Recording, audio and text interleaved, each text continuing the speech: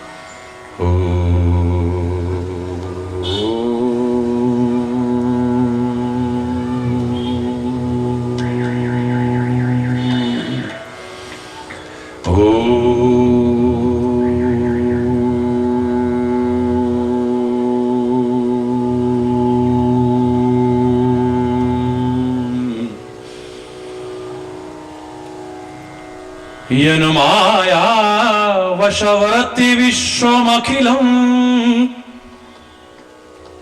ब्रह्मादिदेवासुरा यत्सत्त्वादमृषैव भाति सकलम् रज्जौ यथा अहिर्भ्रमः यत्पादप्लवमेकमेव हि भवाम्भोधेस्तीर्षावताम् वन्देऽहं तमशेषकारणपरम् रामाख्यमीशं हरिम्। त्वमेव माताश्च पिता त्वमेव त्वमेव बन्धुश्च सखा त्वमेव त्वमेव विद्या द्रविणो त्वमेव त्वमेव सर्वं मम देव देव। ॐ शान्ति शान्ति शान्तिः। सर्वे भवन्तु सुखिनः सर्वे सन्तु निरामया सर्वे भद्राणि पश्यन्तु मा कश्चित् दुःखभाग् भवेत् मा कश्चित् दुःखभाग् भवेत्। ॐ शान्ति शान्ति शान्तिः। ॐ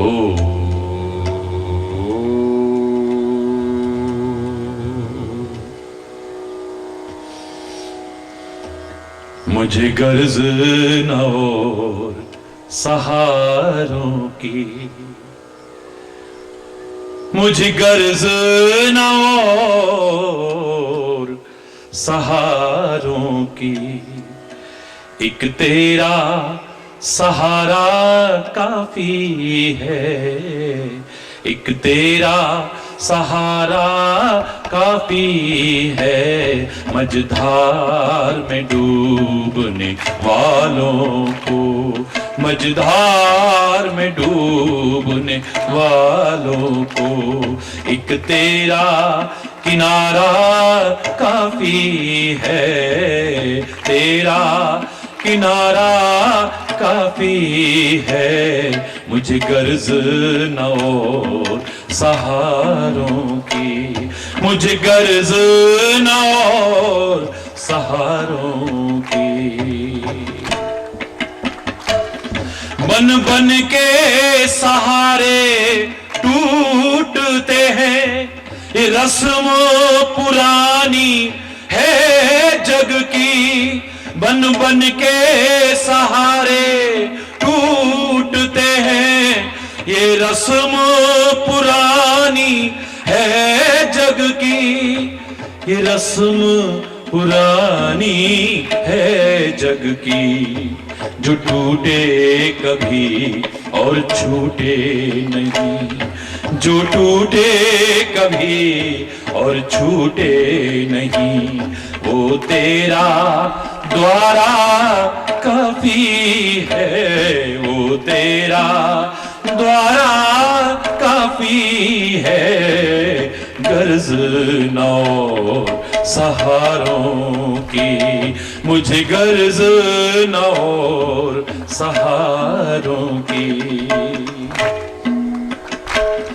यहाँ रिश्वत और सिफारिश से कोई काम नहीं बन सकता है। यहाँ रिश्वत और सिफारिश से कोई काम नहीं। दुनिया की हालत तो आपसे छुपी नहीं है, जीने में मरने में जहां तहां शायद बिना रिश्वत और सिफारिश के कुछ होगा ही नहीं। और ये बोल भ्रष्टाचार कितना मुंह खोल चुका है, इसके बारे में मुझे कहने की आवश्यकता नहीं, सब जानते हैं। और जब तक सब जागरूक नहीं होंगे इसके खिलाफ, कोई नारों से, कोई रैलियों से, कोई भाषणों से कुछ होने वाला भी नहीं है, इतना याद रखना। हर व्यक्ति जागरूक, लेकिन यहां की कह सकता हूं मैं,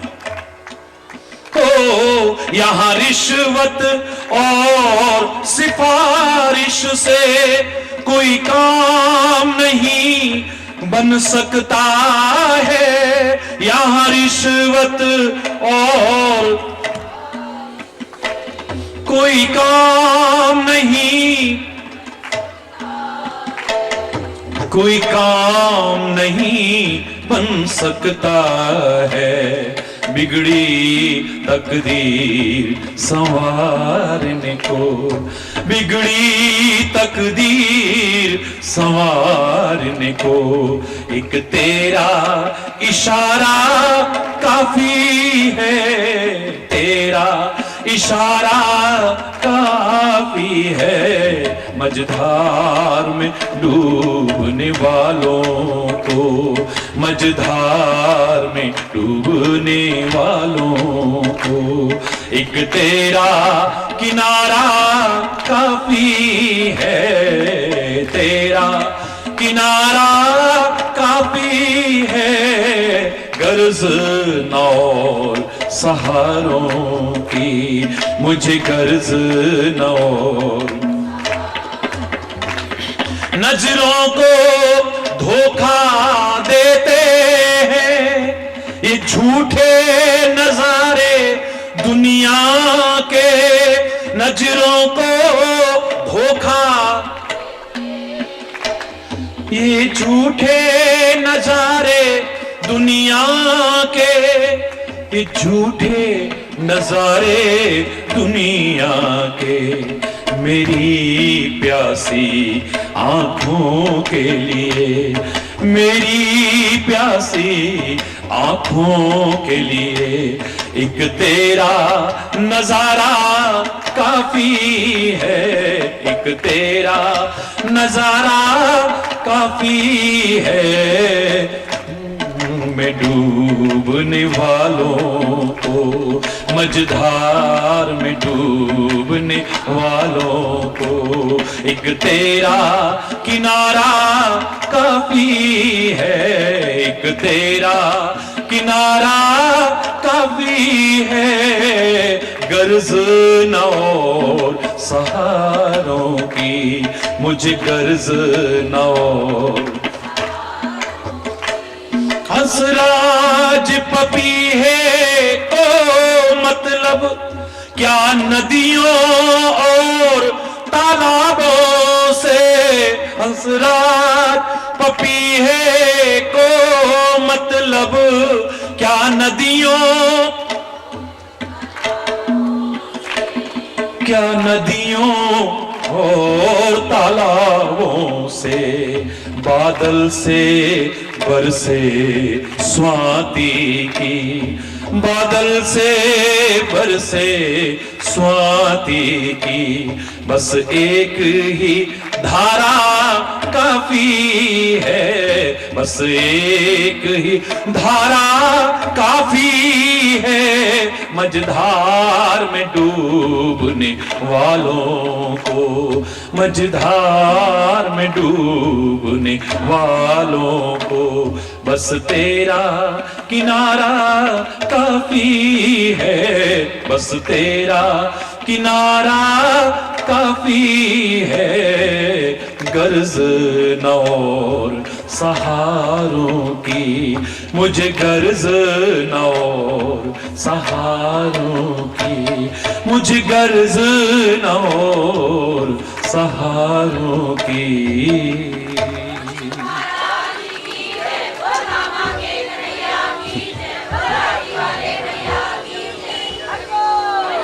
हरि बोल, और जोर से बोलिए, और जोर से बोलिए।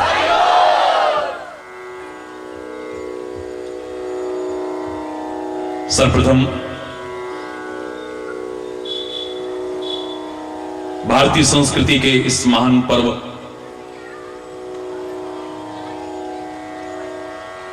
दशहरा पर्व, विजय पर्व, विजयदशमी पर्व की आप सभी को, समस्त भारतवासियों को और संपूर्ण विश्व के जनमानस को, जो हमारे राष्ट्र के प्रति, राष्ट्र की संस्कृति के प्रति, राष्ट्र के पर्वों और त्योहारों के प्रति आस्था रखते हैं, लगाव रखते हैं, बहुत बहुत हार्दिक शुभकामनाएं, बहुत बहुत हार्दिक बधाई।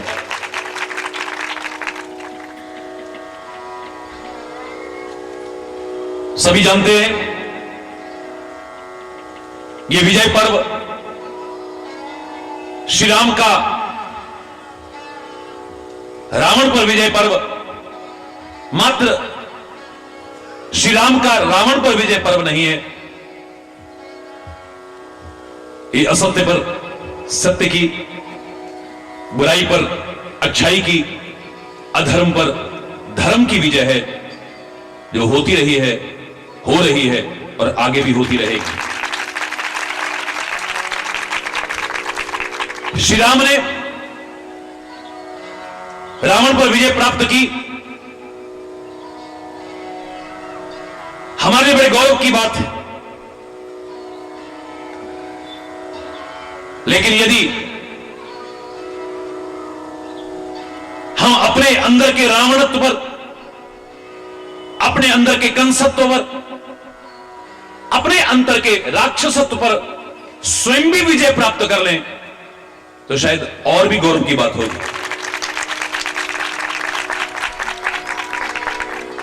हमारे उन अमर शहीदों ने जो किया हम उन्हें न भूलें। हमारे अवतारों ने इस समाज के लिए जो किया, धर्म के लिए किया, संस्कृति के लिए किया, हम उसे न भूलें। हमारे इन महान स्वतंत्रता संग्राम सेनानियों ने इस वतन को आजाद कराने में क्या किया है, इसको हम न भूलें। याद करें इन्हें, गुण गाएं इनके, अच्छी बात है। लेकिन देश की आजादी को बरकरार रखने में, देश में शांति का साम्राज्य बरकरार रखने में, देश के गौरव को आगे बढ़ाने में, अपने देश और अपने देश की आन बान शान तिरंगे का गौरव बढ़ाने में हमारा और आपका क्या योगदान है, इसे भी अंतरात्मा में झांकें। सकारात्मक नजर आए और भी अच्छा होगा। देवताओं और असुरों का संग्राम सदियों से चलता आया। दैवत्व और राक्षसत्व का संग्राम कब से चला आ रहा है। सत्य और असत्य का, अच्छाई और बुराई का, धर्म और अधर्म का संग्राम ये आज नहीं, कब से चला आ रहा है। और इतिहास साक्षी है। धर्म, अच्छाई, सत्य लड़खड़ाता कभी नजर आया होगा, लेकिन एक दिन विजयी हुआ है। एक पंक्ति में यदि मैं कहूं, इस भवसागर में सत्य की नाव, असत्य की नाव, अधर्म की नाव आपको कई बार ठीक चलती सी लगती है। फलाना तो ऐसा आदमी है फिर भी सुखी है, फलाने इतने अच्छे लोग हैं फिर भी दुखी है, आमतौर से आप लोग कह दिया करते हो। याद रखना, असत्य की, अच्छाई की, अधर्म की नाव ये ठीक चलती सी चाहे नजर आए, लेकिन किनारे नहीं लगी, एक दिन डूब करके रहेगी। और सत्य की, धर्म की, अच्छाई की नाव आपको लड़खड़ाती सी चाहे लगे, डगमग होती सी चाहे लगे, लेकिन डूबेगी नहीं। आएगा वो दिन, एक दिन पार होकर के रहेगी।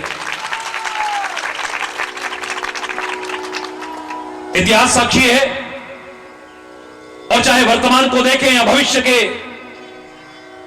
आने वाले समय में भी हम दृष्टिपात करें, दावे से कह सकते हैं अंतिम विजय सत्य की होगी, धर्म की होगी, अच्छाई की होगी। लेकिन मेरे प्यारे बच्चों, मेरे प्यारे बच्चों,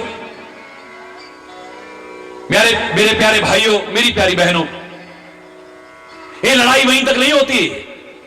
हम सबके अंतर में द्वंद्व युद्ध चल रहा है, अच्छाई और बुराई का द्वंद्व युद्ध चल रहा है, दैवत्व और असुरत्व का संग्राम चल रहा है, धर्म और अधर्म का द्वंद्व चलता है, हम सबके अंतर में चलता है। वहां पर तो सत्य ही अंत में विजयी होगा। सत्यमेव जयते नानृतम्, बिल्कुल दावे से मैं कह सकता हूं, अंत में धर्म ही विजयी होगा, अंत में अच्छाई ही विजयी होगी।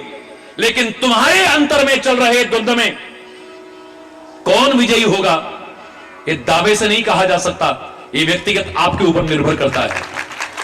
आपके अंदर सुमति भी है, कुमति भी है। आप अपनी कुमति को उजागर करते हैं या सुमति को उजागर करते हैं। आप धर्म और अधर्म का जो द्वंद्व चल रहा है उसमें धर्म को विजयी घोषित कराते हैं या अधर्म के मार्ग पर चल करके पराजित हो जाते हैं। अच्छाई और बुराई का जो संग्राम आपके अंदर चल रहा है, आप संग्राम को रखते हुए इस संग्राम में विजयी होते हैं या पराजित होते हैं, यह व्यक्तिगत आपके ऊपर निर्भर करता है।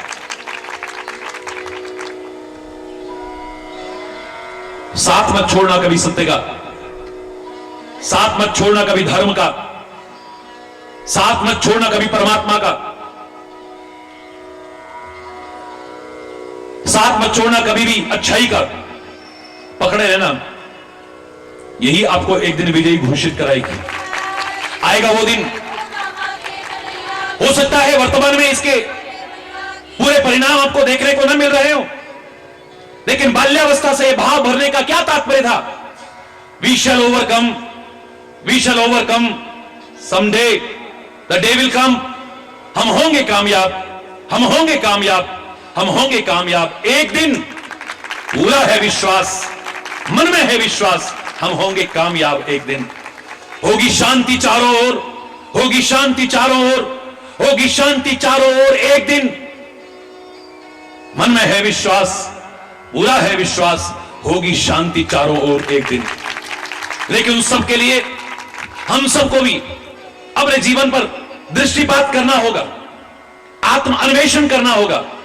हम मात्र मिथ्या दोषारोपण करते रहते हैं औरों पर ही, हर घटना के लिए, हर क्रिया के लिए, अशांति के लिए, कला क्लेश के लिए, समाज में आने वाली विकृतियों के लिए, बुराइयों के लिए, दोषों के लिए, किसी भी परिस्थिति के लिए हम दूसरों पर दोषारोपण करते हैं। काश हर व्यक्ति अंतरात्मा में झांके, अपने अंतर में आ चुकी कमियों को, बुराइयों को, विकृतियों को दूर करे, समाज की दशा और दिशा दोनों ही बहुत अच्छी बन जाएंगी। हर व्यक्ति अंतरात्मा में झांके। मैंने एक वाक्य में कहा था आपसे, आमतौर से चर्चा होती है, कोई भी आता है कह देता है महाराज जी दुनिया बड़ी खराब है, महाराज जी दुनिया बड़ी खराब हो गई, महाराज जी दुनिया बड़ी खराब हो गई। आप सुन चुके हैं कई बार। मैं उनसे प्रश्न करता हूं, आप कहां रहते हैं? दुनिया में। आप खराब हैं? दूसरा आता है, दुनिया बड़ी खराब है, दुनिया बड़ी खराब है, तुम कहां रहते हो? इसी दुनिया में, क्या तुम खराब हो? तीसरा आता है, चौथा आता है, खिसियानी हंसी हंस देते हैं खाली। कोई व्यक्ति अपने आप को गलत नहीं समझ रहा है, कोई व्यक्ति अपने आप को दोषी नहीं मान रहा है किसी भी घटना के लिए, कोई व्यक्ति अपने आप को बुरा नहीं मान रहा है।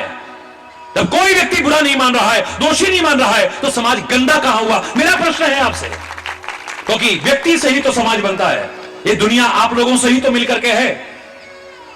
लेकिन अगर आप कहते हैं दुनिया गंदी हो गई है, मैं कोई विरोध नहीं करूंगा, ठीक है, मैं भी कह देता हूं आपके स्वर में स्वर मिला करके, क्योंकि हमें स्वर मिलाना है। अभी आपके स्वर में स्वर मिलाऊंगा और धीरे धीरे कोशिश करूंगा कि आप मेरे स्वर में स्वर मिला करके फिर उस बात को कहो, क्योंकि एकता का भाव लाना है, संगठित करना है सबको, एकदम से विरोध नहीं करना है, एकदम से लड़ाई झगड़ा नहीं करना है, विवाद नहीं करना है। यहां वाद नहीं है, यहां विवाद नहीं है, यहां तो मधुर संवाद है। आइए, मिलिए, बैठिए, आपस में विचार विमर्श करते हैं। चलो मैं मान लेता हूं दुनिया बहुत खराब है, बहुत गंदी है। ए बाबा, भगवान के बताऊं, हरि बोल, इतू न कहेगे के बताऊंगा, हरि बोल। चलो मैं मान लेता हूं, यानी दुनिया बहुत गंदी हो गई है, बहुत गंदी हो गई है, पर तेरी विशेषता किसमें है? ये कितनी भी गंदी हो गई, पर ओ गंदी कहकर के आलोचना करने वाले, तेरी विशेषता तो इसमें थी, कम से कम इस गंदी समझे जाने वाली, कीचड़ समझे जाने वाली, दलदल समझे जाने वाली दुनिया में कम से कम तू तो कमल की भांति अपने आप को ऊपर उठा के रखता है। तेरे में क्या अच्छा है? सबकी बुराई करने वाले, तेरे अंदर क्या दिव्यता है? तेरे अंदर क्या महानता है? तेरे अंदर क्या? अपना भी तो झांक। हर एक को बुरा कह रहा है, हर एक को बुरा कह रहा है, हर एक को बुरा। हर व्यक्ति अपने आप को अच्छा समझ रहा है, अपने आप को अच्छा समझ रहा है, अपने आप को अच्छा समझ रहा है। अरे तेरी विशेषता किसमें है? चलो होंगे सब खराब, कम से कम तू तो कमल की भांति अपने आप को ऊपर उठा के रख। उठाया है लोगों ने, उठाया है। मैंने हमेशा कहा अगर ना उठाया होता तो हमने उनके जीवन के साथ कमल शब्द न जोड़ा होता। ऐसे लोग हैं जिन्होंने समाज में गंदगी और विकृति के समाज में, दलदल के समाज में अपने आप को ऊंचा उठा करके रखा है, कमल की भांति। वो लिप्त नहीं हुए, निर्लिप्त भाव से रहे। आप कहते हो खाली मैं जग में रहूं तो ऐसे रहूं जैसे जल में कमल का फूल रहे, निर्लिप्त भाव से रहूं इस दुनिया में। वो रहे, उन्होंने किया है ऐसा, अपने आप को ऊंचा उठा के रखा है। विकृतियों में अपने आप को लिप्त नहीं किया, बुराइयों में अपने आप को लिप्त नहीं किया, गंदगी में अपने आप को लिप्त नहीं किया। तभी तो उनके अंग प्रत्यंग के साथ हम कमल शब्द जोड़ते हैं। हम उनके हाथ से कोई शुभारंभ कराते हैं, हम नहीं कहते उनके हाथों से हुआ, उनके कर कमलों से शुभारंभ हुआ है। हम ये नहीं कहते उनके पांव हमारे घर में आए, उनके चरण कमल हमारे घर में आए हैं। वो अपने मुंह से ऐसा बोल रहे हैं, हम नहीं कहते, वो अपने मुखारबिंद से बोल रहे हैं। अरविंद माने भी कमल होता है। उनका मुख कमल है, उनके नेत्र कमल हैं, उनका मुखारबिंद है, उनके कर कमल हैं, उनके नेत्र कमल है, उनका हृदय कमल है। वहां पर कमल ही कमल शब्द है, क्योंकि कमल की भांति उन्होंने अपने आप को ऊंचा उठा के रखा है। याद करो मैंने उस दिन भी क्या कहा था आपसे, प्रकृति ने आपके पांव जमीन पर रखे हैं, लेकिन दिमाग तो आपका ऊंचा उठा के रखा है ना। ये कहना चाहती है कि अपने मस्तिष्क के चिंतन को कभी नीचे मत आने देना, इस मस्तिष्क के चिंतन को ऊंचा उठा के रखना, बहुत ऊंचा उठा करके रखना, ये कभी नीचे ना आ जाए। ये आवश्यक नहीं कि आप कहां रहते हो, क्या काम करते हो, इतना महत्वपूर्ण नहीं है। मेरा कन्हैया घर की परिस्थिति के अनुसार गाय चराता है, घर की सामर्थ्य के अनुसार चलता है। उसे गोपाल कहलाने में भी कोई संकोच नहीं है, लेकिन गंवार ग्वाला बना रहना उसको मंजूर नहीं है। गाय चराते चराते भी अपने मस्तिष्क के चिंतन को इतना ऊंचा उठाता है। वो मेरा गोपाल कृष्ण महाभारत की युद्ध भूमि में जब कभी गीता का संदेश निकलता है तो दुनिया वाह वाह कर उठती है, वाह वाह कर उठती है। कोई सानी नजर नहीं आता है उसका। अपनी योग्यताओं को बढ़ाया है, महत्वाकांक्षाओं को नहीं। एम्बिशियस होना बुरी बात नहीं है, मैं बच्चों से अवश्य कहना चाहूंगा, लेकिन ओवर एम्बिशियस नहीं। अपनी योग्यताओं को बढ़ाओ, महत्वाकांक्षाओं को नहीं। जब महत्वाकांक्षाएं आपकी पूरी नहीं होंगी आप दुखी होगे, पहले ही बहुत दुखों में गिरे हुए हो, एक और दुख बढ़ जाएगा आपका। आप महत्वाकांक्षाएं नहीं, एम्बिशंस नहीं, अपनी एबिलिटी को बढ़ाइए, अपनी योग्यता को बढ़ाइए। दावे से कह रहा हूं आप वो पा सकते हो। गाय चराते चराते भी मस्तिष्क के चिंतन को कितना ऊंचा उठाया और अपने अंदर योग्यताएं इतनी बढ़ाई है। मौका आया तो द्वारिका का राजा बनकर के भी दिखा दिया, कुशल शासक, कुशल प्रशासक बनकर के दिखाया है। आज के ज्यादा बच्चे बेरोजगार क्यों हैं? बड़ा काम करने की घर में सामर्थ्य नहीं है, नौकरियां मिलती नहीं है, छोटा काम करने में शर्म आती है। भगवान होकर के गाय चला रहा है, घर में गाय चलाई जाती है, हरि बोल रहा। जोर से बोलो ना।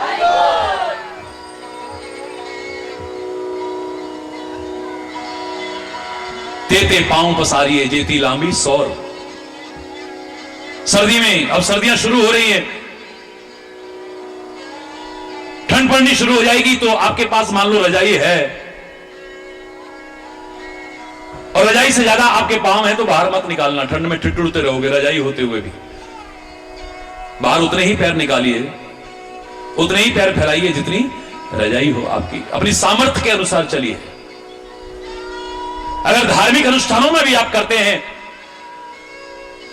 अच्छे कामों में भी आप करते हैं, मैं कभी नहीं कहता कि आप कर्जा लेकर के करो, ऋण करके करो, ऐसा करने का कोई फायदा नहीं है। अपनी सामर्थ्य के अनुसार करो। परमात्मा आप कितना कर रहे हैं ये नहीं देखेगा,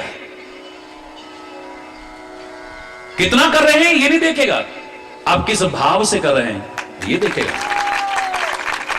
सेवा करनी चाहिए, सेवा बहुत बड़ा धर्म है।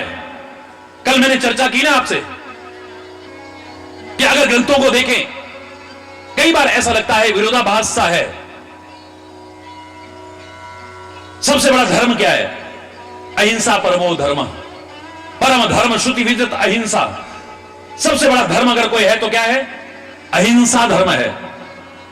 अभी हम इसी को मानने लगे थे, रामायण में फिर पढ़ने लगे, पाठ करने लगे, तो झट नजर आ गया धर्म की दूसरे सत्य समाना। सत्य जैसा तो कोई धर्म ही नहीं है दुनिया में। अगर सबसे बड़ा धर्म है तो सत्य ही हो सकता है, दूसरा नहीं हो सकता है। साच बराबर तप नहीं, झूठ बराबर पाप, जाके हृदय साच है ताके हृदय आप माने। मैं कई बार कहता हूं ना, हाँ सब आपकी कृपा है। महाराज जी आप हमें शर्मिंदा कर रहे हो, हम इस लायक कहां है हमारी कृपा। तो मैं कब कह रहा हूं, मैंने तो ये कहा है आपकी कृपा है। अरे बोलना, जोर से बोलो ना, और जोर से बोलो ना। ये तो तुम्हारा मिथ्या अहंकार है जो तुम अपने ऊपर ले जा रहे हो। आपका तात्पर्य जाके हृदय साच है ताकि हृदय आप। अभी उसको हम मानने लगे, फिर रामायण पढ़ने लगे, झट से नजर आ गया परहित सरिस धर्म नहीं भाई, पर पीड़ा सम नहीं अदमाई। परोपकार के जैसा तो कोई धर्म ही नहीं है। सन दुनिया का अगर सबसे बड़ा धर्म है तो परोपकार है। अभी इसको मानने लगे, थोड़ी देर बाद फिर रामायण का पाठ करा तो फिर एक जगह और दृष्टि रुक गई। वो क्या कहते हैं? सिर धर आयस करिए तुम्हारा, परम धर्म यह नाथ हमारा। आपकी आज्ञा को शिरोधार्य करें, बड़ों की, बुजुर्गों की, मां बाप की, गुरुओं की, आपकी आज्ञा को शिरोधार्य करके पालन करें हम। यही हमारा सबसे बड़ा धर्म हो सकता है, और कोई सबसे बड़ा धर्म नहीं। अभी इसको मानने लगे, फिर रामायण का पाठ किया, एक जगह पर फिर नजर रुक गई। धर्म की दया सरिस हरि जाना। दया के जैसा तो कोई धर्म हो ही नहीं सकता है। जीवों पर दया करना यह सबसे बड़ा धर्म है। अब क्या निष्कर्ष निकला? अहिंसा सबसे बड़ा धर्म है, सत्य सबसे बड़ा धर्म है, दया सबसे बड़ा धर्म है, परहित सबसे बड़ा धर्म है, बड़ों की आज्ञा पालन सबसे बड़ा धर्म है। क्या है सबसे बड़ा धर्म? बोलो ना। कल भी आपने बहुत विस्तार से सुना है, पहले भी इसकी अलग तरह से व्याख्या सुनी है। निष्कर्ष यही निकल के आएगा, सब बड़े धर्म हैं, पर आपके लिए बड़ा धर्म वही है जिसका आप दृढ़ता से पालन करो। आप अपने मां बाप का सम्मान करना सीख लो, आप अपने गुरुजनों का सम्मान करना सीख लो, अपने बड़े बुजुर्गों का सम्मान करना सीख लो। मैं दावे से कहता हूं, कुछ और करते हो या नहीं करते हो इतना मायने रखेगा, तुम्हें वही सब कुछ दिला सकता है। तुम्हारे लिए वही सबसे बड़ा धर्म है। श्रवण कुमार से पूछा जाए, हे श्रवण कुमार तुम्हारा सबसे बड़ा धर्म क्या है? क्या कहता है? माता पिता की आज्ञा पालन, उनकी सेवा, उनका सत्कार, इससे बड़ा मेरा कोई धर्म नहीं हो सकता है।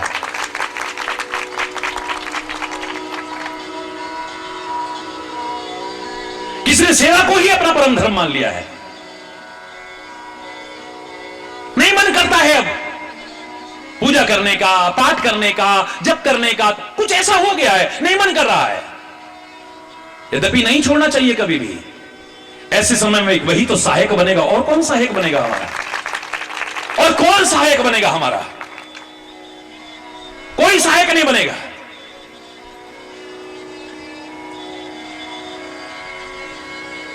लेकिन सेवा का मार्ग चुन लिया है।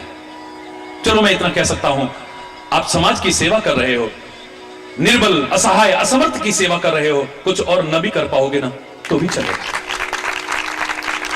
किसी एक पर दृढ़ता से चलो तो सही।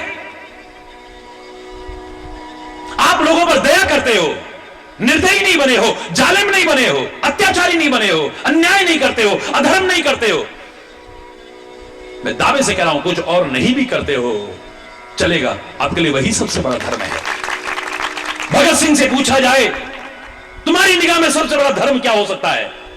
पूजा पाठ, रामायण, गीता, भागवत, वेद, पुराण, ग्रंथ, क्या है सबसे बड़ा धर्म? क्या कहेगा भगत सिंह? क्या कहेगा राजगुरु? क्या कहेगा राम प्रसाद बिस्मिल? क्या कहेगा चंद्रशेखर आजाद? क्या कहेगा सुखदेव? क्या कहेगा सुभाष चंद्र बोस? वो कहेगा इस वतन के लिए मर मिटना ही, इस वतन के लिए समर्पित हो जाना ही मेरा सबसे बड़ा धर्म है, मेरा और कोई धर्म नहीं हो सकता है। वो अगर कुछ करते हैं तो ठीक है, नहीं भी करते हैं तो चलेगा। हरि बोलना। आप दृढ़ता से ले तो लो। यहां पर अलग अलग सा लगता है, अलग है नहीं, किसी एक चीज को पकड़ लो आप।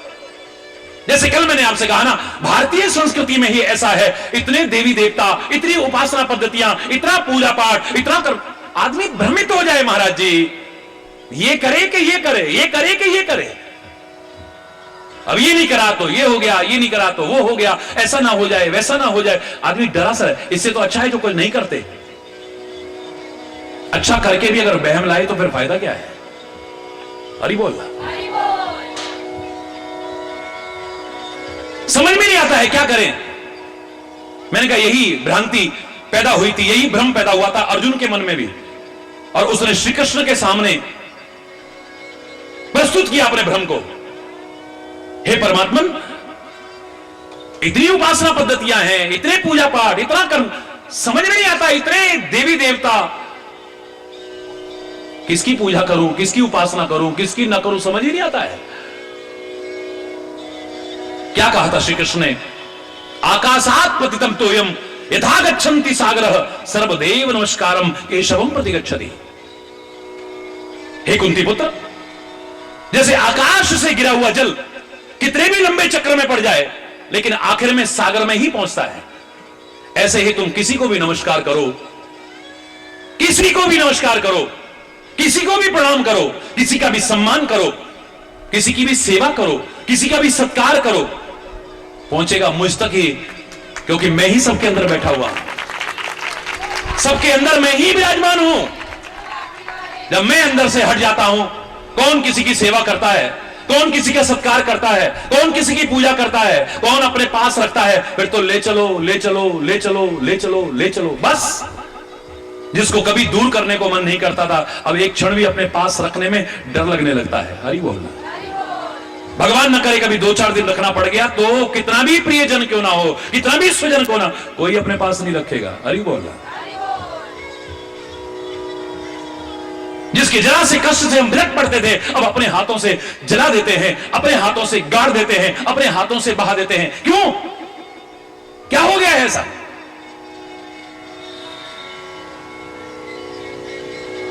हरि बोलना, जोर से बोलना। जिससे इतना लिपटते थे, झिपटते थे, प्यार करते थे, कितना अंतर एक क्षण में आ गया। क्यों? श्री कृष्ण कहते हैं अर्जुन, इन दुनिया के लोगों, देवों की तो बात छोड़ो, इनका भी तभी तक सम्मान करते हैं लोग, तभी तक सेवा करते हैं, तभी तक पूजा करते हैं जब तक मैं अंदर बैठा हूं। जब मैं अंदर से निकल जाता हूं तो फिर कौन किसी की करता है। इसलिए तू किसी भी कर पहुंचेगी मुझ तक। जो मैंने कल आपसे कहा, अनजान जगह से आप जा रहे हो और आपको किसी मंदिर का शिखर दिखाई दे जाए, गुरुद्वारे का शिखर दिखाई दे जाए, चर्च की शिखर दिखाई दे जाए, या मस्जिद की मीनार दिखाई दे जाए, आपका जिसके प्रति भी सम्मान का भाव है, आपका सिर अपने आप आस्था से झुक जाता है। आपने नहीं देखा अंदर काहे की मूर्ति है, आपने नहीं देखा है अंदर पावन गुरु ग्रंथ साहब किस तरह से विराजमान है, आपने नहीं देखा है कि अंदर यीशु या मदर मैरी की मूर्ति कहां विराजमान है? आपने नहीं देखा है कि अंदर कैसा बना हुआ है जहां बैठ करके लोग इबादत करते हैं, नमाज अदा करते हैं? बस बाहर से खाली उस बिल्डिंग को देखा, शिखर को देखा, आपका सिर आस्था से झुक गया। जहां भी आपकी श्रद्धा है, जब पत्थर की, ईंट की, सीमेंट की ये दीवारें वंदनीय हो सकती हैं। क्यों? क्योंकि इसमें हमारे परमात्मा का श्री विग्रह बहुत मौजूद है। इसमें हमारे प्रकट गुरा की दे साक्षात पावन गुरु ग्रंथ साहब विराजमान है। इसमें हमारे आदरणीय यीशु और मदर मैरी की प्रतिमा विराजमान है। यहां पर कुरान साहब विराजमान है, पावन पाक ग्रंथ, और इबादत की जाती है उस अल्लाह की, उस खुदा की। आपने नहीं देखा पर आपका सिर झुक गया। कोई फर्क नहीं है किसी में। मैं तो हमेशा से कहा करता हूं, ये लोगों ने जो भेद पैदा कर दिए हैं उसी से लोग लड़ रहे हैं, मर रहे हैं, और विद्रोह की स्थितियां या उत्तराखंड जैसी पवित्र भूमि में भी देखने को मिलती है। किसी को अधिकार नहीं है कि किसी की भावनाओं को ठेस पहुंचाए। किसी को अधिकार नहीं है कि किसी के भी परमात्मा के स्वरूप उन धार्मिक ग्रंथों का अपमान करे। कोई अधिकार नहीं है किसी को भी। कठोर शब्दों में निंदा करता हूं, आलोचना करता हूं उसकी। निंदनीय है, जघन्य अपराध है, चाहे किसी भी धर्म का क्यों ना हो। आप अपने धर्म का आदर करें लेकिन किसी का अनादर न करें, यही सिखाता है धर्म। मुझे कोई अंतर नजर नहीं आता था प्रारंभ से ही, आज भी नहीं, आगे भी नहीं। मैं तो कहता हूं उधर मंदिर, उधर मस्जिद, उधर गुरुद्वारा, उधर गिरजा, उधर गिरजा, उधर गिरजा, तेरा मन आए वहां गिरजा, लेकिन नैतिकता से मत गिर, चरित्र से मत गिर, राष्ट्रीयता से मत गिर, प्रेम से मत गिर, एकता से मत गिर, सद्भाव से मत गिर। गिरना है तो अपने महापुरुषों के चरणों में गिर जा, गिरना है तो अपने बड़े बुजुर्गों के चरणों में गिर जा, गिरना है तो इस राष्ट्र की संस्कृति के चरणों में गिर जा, गिरना है तो देवों के और परमात्मा के चरणों में गिर जा। यहां गिरेगा भी तो तेरी जिंदगी संवर जाएगी, उठ जाएगी। ये पंक्ति मैं कब से कहता रहा हूं, आज भी कह रहा हूं और कहता रहूंगा, गर्व से कहता रहूंगा। हरि बोल, जोर से बोलो ना। हम इस बात पर गर्व न करें, हम ये हैं, हम ये हैं, हम ये हैं। कोई कहता है गर्व से कहो हम ये हैं, गर्व से कहो हम ये हैं, गर्व से कहो हम ये हैं। हां, तुम गर्व न करो पर लोग गर्व अनुभव करें तुम्हारे जीवन पर, तुम्हारे आचरण पर, तुम्हारे चरित्र पर, तुमसे अपनत्व का भाव रखने का, प्राउड फील करें, ये हमारा है, गर्व का अनुभव करें। स्वतंत्रता संग्राम सेनानी महाराज जी के चरणों में प्रणाम कर रहे थे। और सच मानिए, मुझे कहने में कोई संकोच नहीं है, इनको नहीं पर इनके उस राष्ट्रीयता के जज्बे को, उनके उस एहसान को जो भारत पर इन्होंने किया है, हरि चेतन अगर इनके चरण भी छू लेता तो बहुत बढ़िया। मेरा सिर अपने आप श्रद्धा से झुक जाता है। हरि बोलना।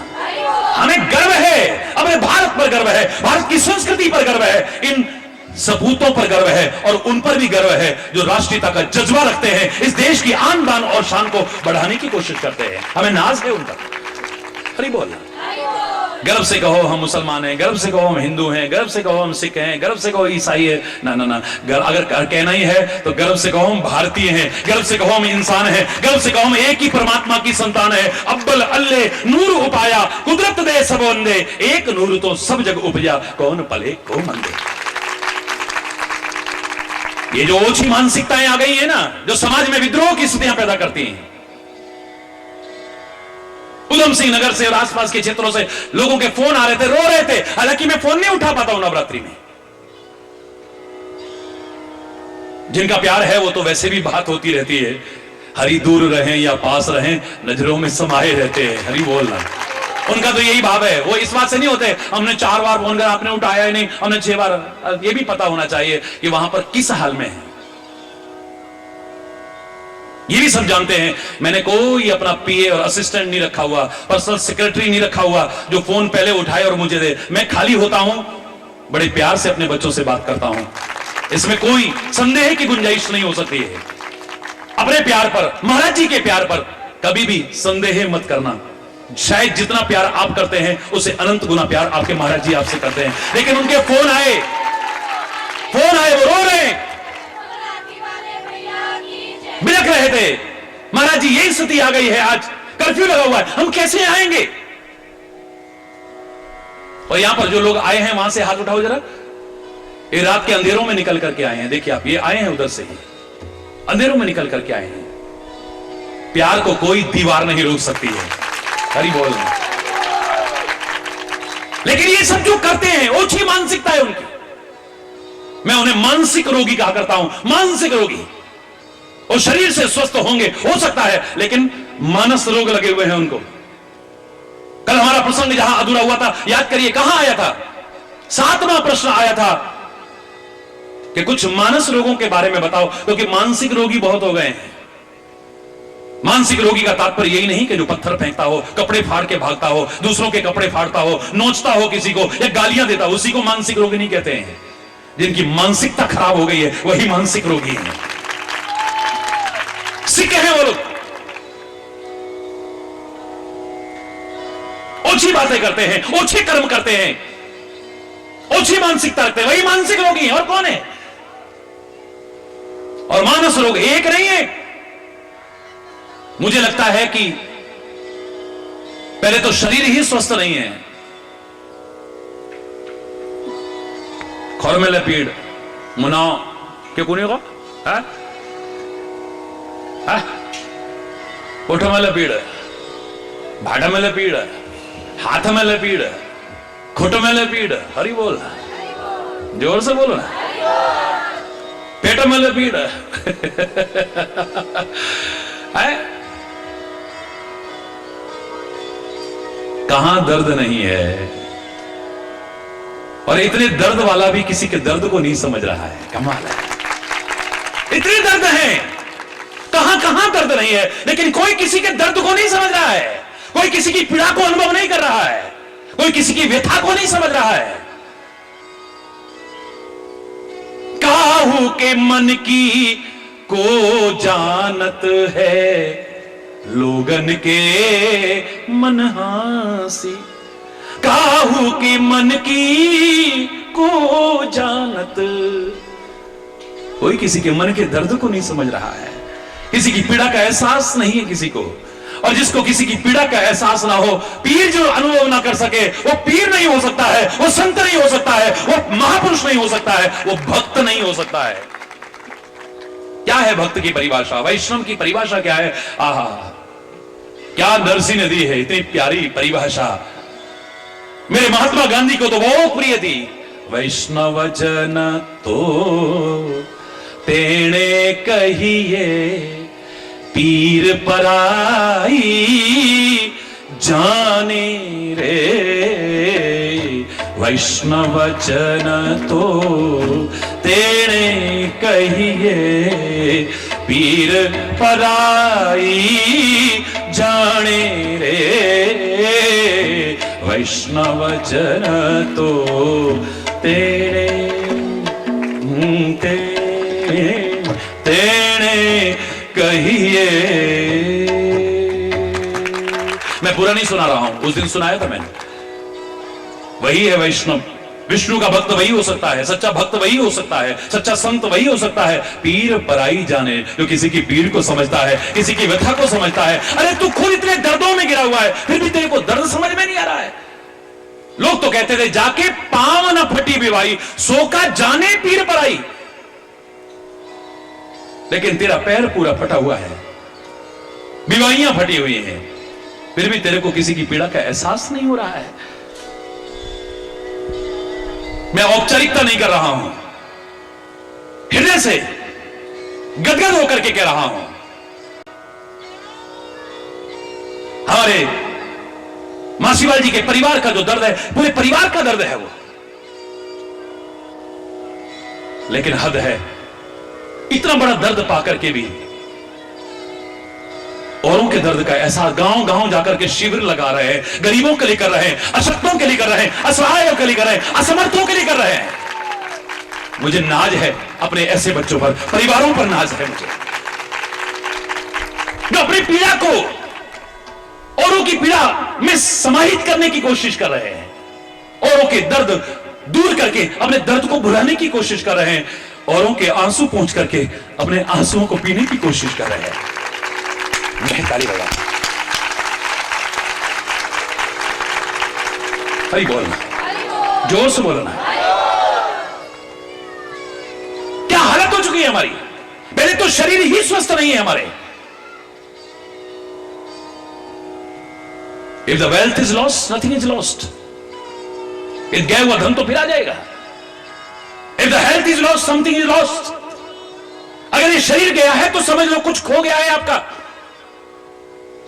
अनियमित दिनचर्या के कारण, असंतुलित दिनचर्या के कारण, असंयमित दिनचर्या के कारण, गंदे खान पान के कारण अपनी इस हेल्थ को भी खराब करने की कोशिश मत करो।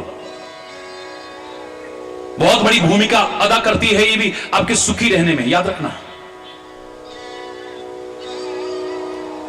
बुजुर्गों ने भी स्वीकार किया था, पहला सुख निरोगी काया। अपना शरीर सुखी है ना, कम से कम किसी पर भार तो नहीं बनेगा ना ये।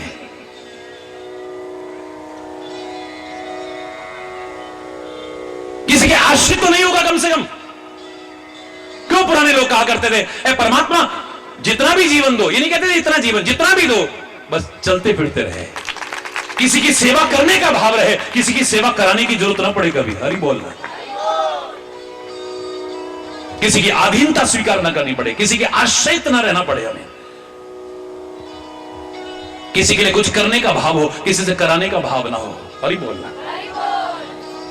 और यही तो 9 दिन जो आपने की है, उस शक्ति की आराधना यही तो सिखा रही है। अपनी शक्ति को बनाए रखो, अपनी शक्ति को नष्ट मत करो, अपने अंदर शक्तियां अर्जित करो। अशक्त होकर के तुम्हें किसी के भरोसे ना जीना पड़े कभी। वृक्ष बनना जो किसी लता के लिए सहारा बन सको, लता मत बनना जो किसी वृक्ष के सहारे की आवश्यकता पड़े आपको। हरि बोलना, जोर से बोलना।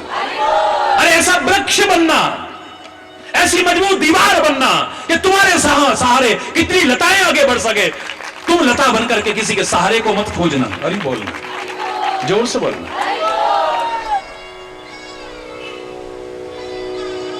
शरीर भी स्वस्थ होना चाहिए। A sound mind and sound body. स्वस्थ शरीर में ही स्वस्थ मस्तिष्क होता है। लेकिन जो शरीर से भी स्वस्थ है ना, मानसिक रोगी बन चुके हैं। हरि बोलना। मानसिकता खराब हो चुकी है। पागल ही, मानसिक रोगी का तात्पर्य खाली पागल ही नहीं होता है।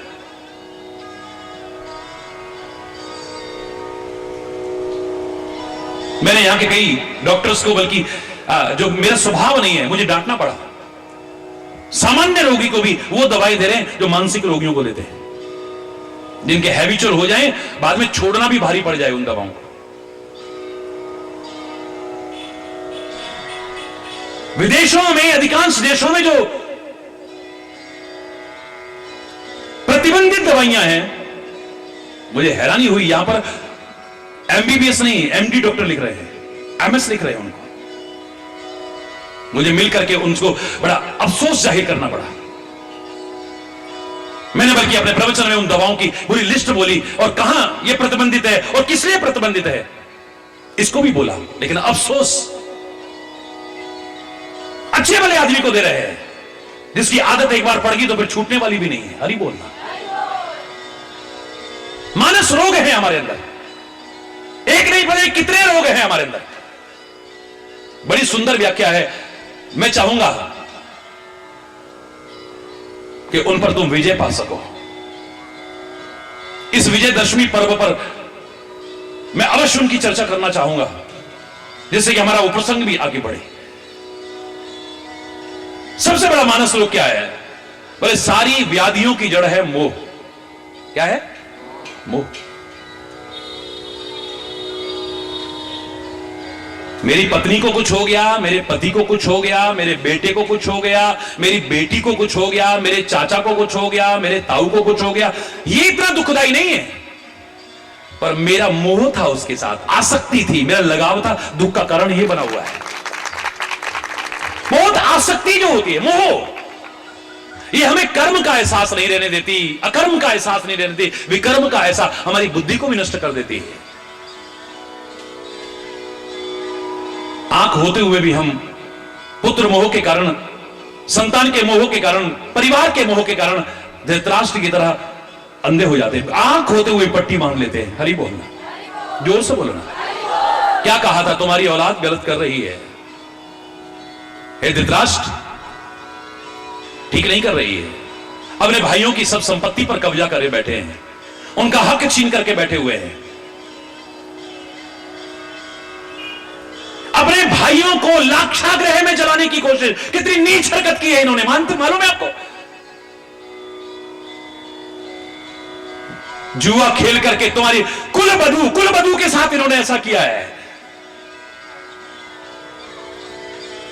और आज नौबत यहां तक आ गई है कि वनवास अगर उनको हो गया है ना, वहां भी उनको चैन से नहीं रहने, कभी किसी को भेज देते हैं, कभी किसी को भेज देते हैं, हर तरह से उनको मारने की कोशिश कर रहे हैं। और हथकंडे काम नहीं आए, सेनाएं काम नहीं आई, अस्त्र शस्त्र काम नहीं आए, तो अब दूसरा हथकंडा अपना रहे हैं, दुर्वासा ऋषि को भेज रहे हैं। जाओ, जाकर के उनका आतिथ्य स्वीकार करो 10,000 शिष्यों सहित। लेकिन भोजन के लिए तब उनको कहना जब द्रौपदी भोजन कर चुकी हो। हाय हाय हाय। क्यों? क्योंकि उस अक्षय पात्र में से जब द्रौपदी भोजन कर लेती है, कुछ भी बाकी नहीं बचता है। जाओ, जंगल में भी चैन से नहीं रहने दे रहे हैं। और मुझे तरस आता है ऐसे ऋषियों और मुनियों पर भी, जो किसी के कहने पर किसी की परीक्षा लेने की कोशिश करते हैं। हरि बोल।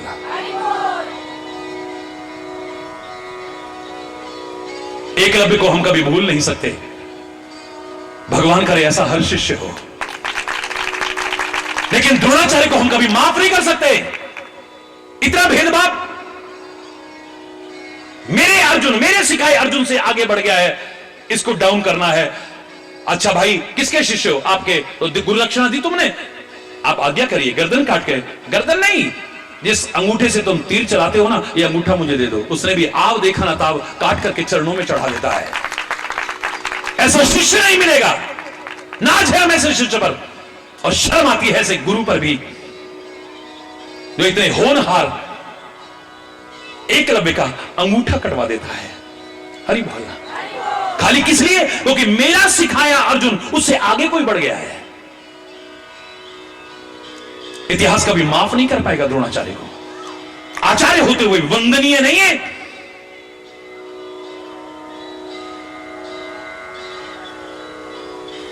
दुर्वासा ऋषि भी जा रहे हैं और ऐसे समय में जाकर के कहते हैं हमें भूख लगी है। पता करा लिया है कि अब सबको भोजन करा करके द्रौपदी भोजन कर चुकी है, अक्षय पात्र में अब कुछ भी नहीं है। हरि बोल। चेहरे पर चिंता की रेखाएं देखी। दुर्वासा ऋषि कहते हैं अच्छा तुम इंतजाम करो, कोई बात नहीं है, हम अभी नदी में स्नान करके आते हैं। और आपको मालूम है घटना कहां की है किसी को मालूम हो तो हाथ उठाओ। महाभारत में पढ़ के देखना, काम्यक वन की घटना है ये आपके घर की घटना है ये। तभी तो वहां भंडार भरे रहते हैं, क्योंकि कृष्ण ने एक कण खा करके भंडार भरा है।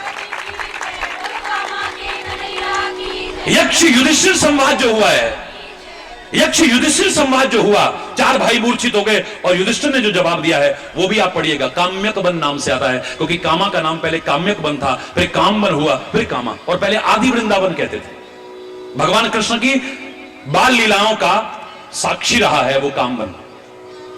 गौचारण कामा की दिव्य भूमि पर किया है भगवान कृष्ण ने। राक्षसों का वध कामा की दिव्य भूमि पर किया है। मिट्टी खा करके 3 लोक के दर्शन मुंह खोल के जो कराए हैं वो कामा की ही घटना है।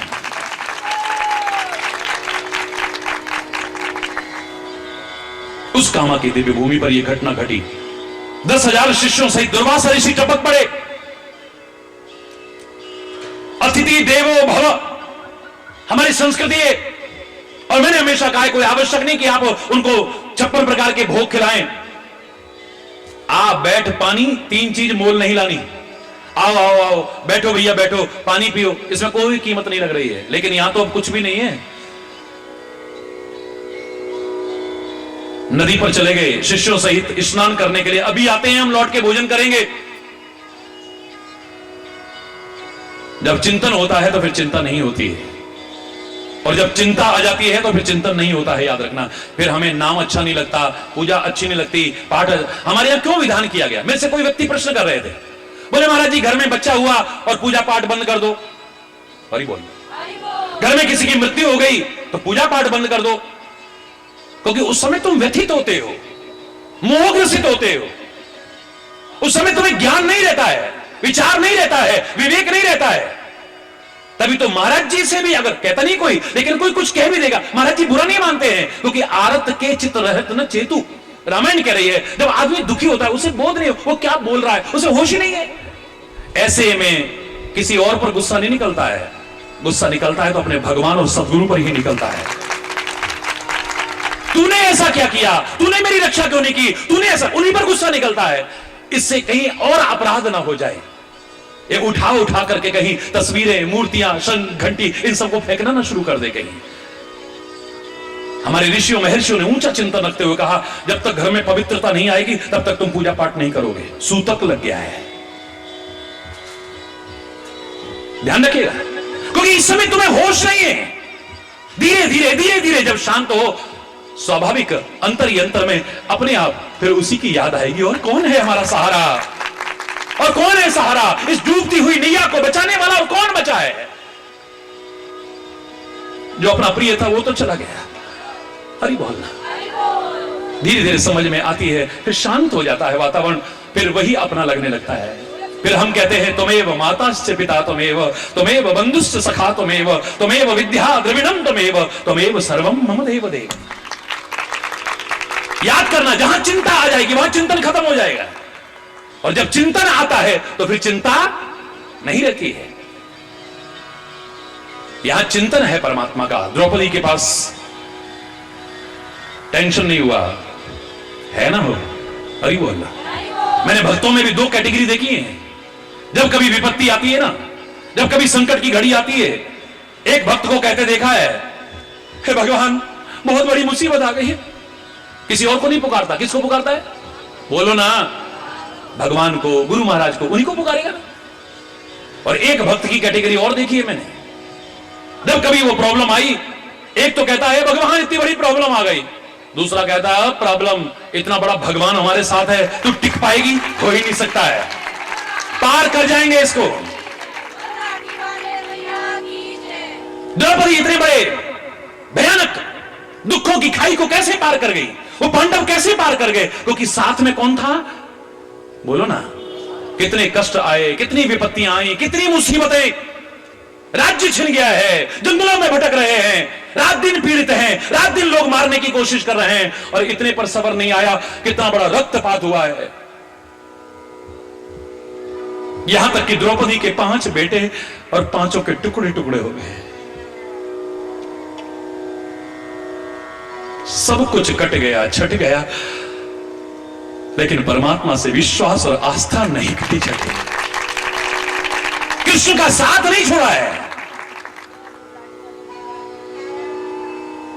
उसका हाथ और साथ हमेशा अनुभव करते गए।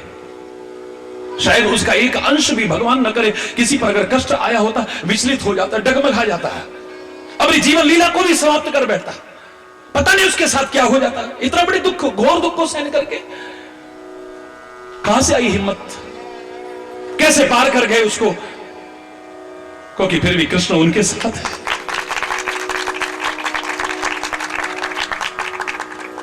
हम होते तो किसी को पुकारते, अरे तेरे घर में कुछ है, मेहमान आए हैं, तेरे घर में कुछ है, हमारे मेहमान है, हमारे घर में कुछ भी नहीं है, हम जब आएगा तेरे को दे देंगे।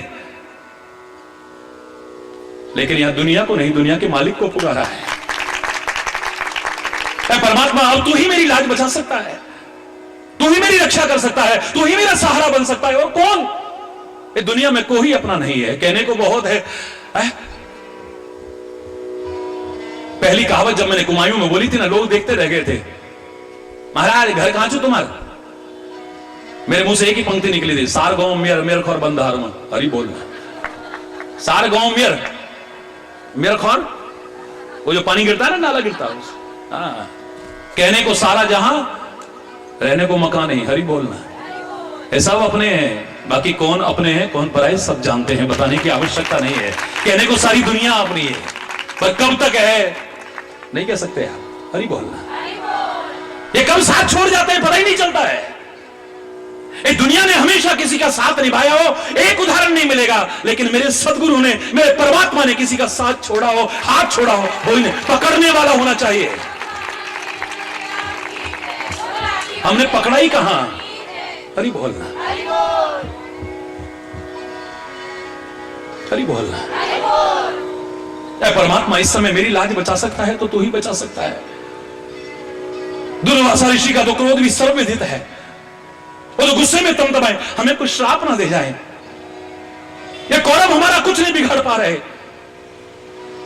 वो शत्रु हमारा कुछ नहीं, लेकिन एक संत, एक ऋषि हमें श्राप ना दे जाए, कहीं अनजाने में कुछ ऐसा ना हो जाए कि बिना अपराध के ही हमारी क्या दशा हो जाए। ए परमात्मा, अब बचा सकता है तो तू ही बचा सकता है। हरि बोल।